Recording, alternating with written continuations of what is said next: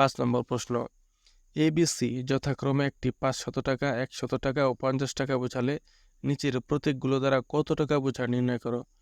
অর্থাৎ এ দ্বারা 500 টাকা, বি দ্বারা 100 টাকা ও সি দ্বারা 50 টাকা বোঝায়। এই যে প্রশ্নের মধ্যে দেওয়া আছে, এটা দেখে খেয়াল করতে হবে।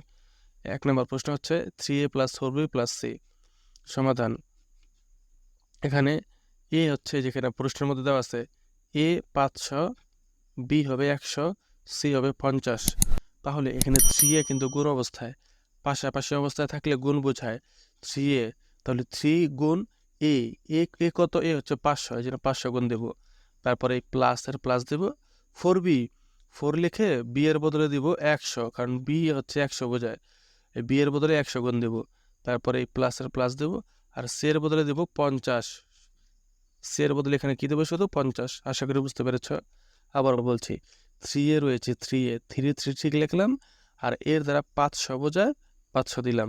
এখানে গুণ চিহ্ন দিতে হবে যেহেতু পাশাপাশি অবস্থায়। 4B, 4 দিব, আর বি এর মান হচ্ছে 100, 100 তো দেবো এখানে। তারপর প্লাস, আর সি হবে 50, মানে 50। এখন এটা আমরা কি করবো? একটু গুণ করে দিই। মানে 3 দ্বারা 500কে গুণ দিলে কত হয়? 3 5 15, 1500, 1500, তাই না? দুটা গুণ করলে এটা হয়। আর এই দুটা গুণ করলে কি হবে? 4 দ্বারা 100কে গুণ করলে 400, 400। আর 50 50 থাকবে এখানে। এবার আমরা সবগুলো একসাথে যোগ করব। যাদের সমস্যা তারা ক্যালকুলেটর ব্যবহার করতে পারো। মানে 1500, 400 আর 50 টোটাল মিলে হয় 1950, 1950 টাকা। এটা আমাদের অ্যান্সার। 2 নম্বর হচ্ছে এই প্রশ্নটি, এর সমাধান কি বোঝায়? এই 4 বসাবো আর এর মান বসাবো। দেখো, এই যে এর মান 500, এই যে 500, বি এর মান 100, সি এর মান 50। আমরা মান বসাবো। এর জায়গায় এর মান 500 বসাইলাম, এ টু বি, বি এর জায়গায় এইখানে 100 বসালাম, আর সি এর জায়গায় 50 বসালাম।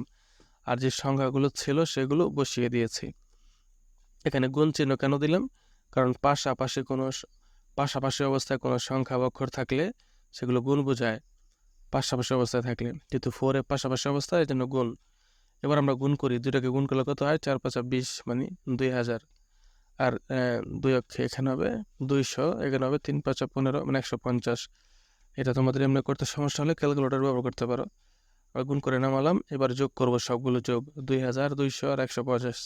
এখানে যোগ করলে হবে 2350, 2350 যোগ করলে এটা আমাদের অ্যান্সার। 3 নম্বর হচ্ছে A + B + 5C।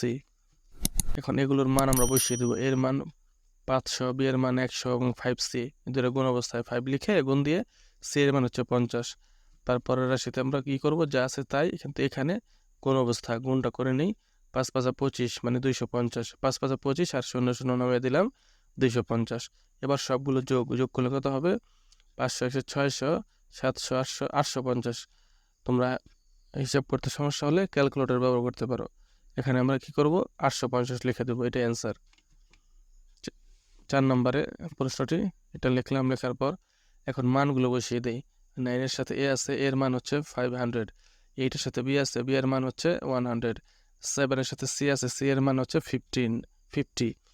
এবার এগুলো আমরা গুণ করি। দুটো গুণ করলে কত হয়? 4500। এই দুটো গুণ করলে 800, এই দুটো গুণ করলে 350। এবার আমরা সবগুলো যোগ করব। যোগ করলে দেখবো কত হবে? 5650, 5650। এটা হবে আমাদের অ্যান্সার। 5 নম্বর প্রশ্ন।